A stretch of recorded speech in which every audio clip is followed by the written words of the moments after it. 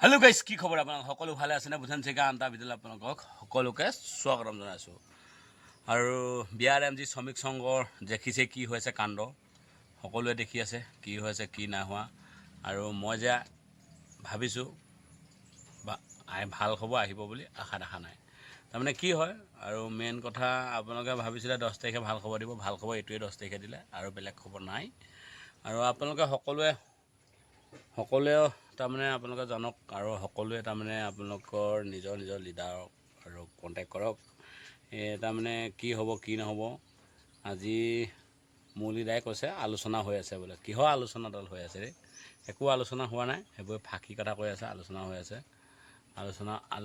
আছে বুলি কৈছে, একো হোৱা নাই আলোচনা। তাৰমানে মই মতে এটি ভেকু ভাওনাও কৰি আছে। আৰু আজি দেখিছোঁ এতিয়া গোটেই মিডিয়া চিডিয়া গোটেই যিমান কাগজ চাগজ ওলাই আছে সকলো ভুৱা কাগজ বুলি কৈছে।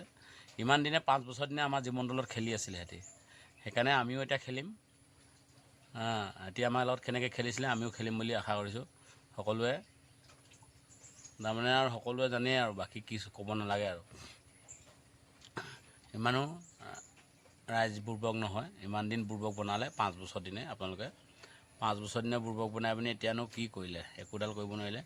আৰু আমি এতিয়া এইটোৱে জানো যে আপোনালোকে আৰু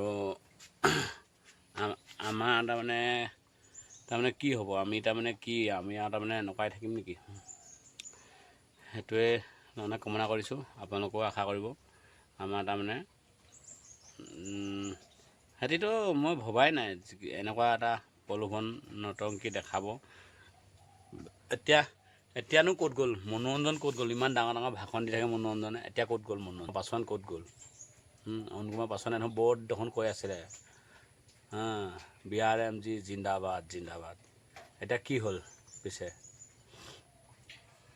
এতিয়া কি হ'ল? আমাক তাৰমানে ইমান দিনে প্ৰলোভন, ইমান ডাঙৰ মিটিং পাতি কি হ'লগৈ? লাষ্ট পৰ্যায় এইটো হ'লগৈ তাৰমানে।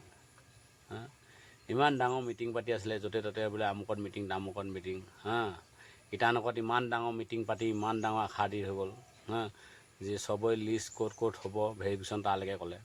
কি হ'লগৈ তাৰপিছততো একো নহ'ল।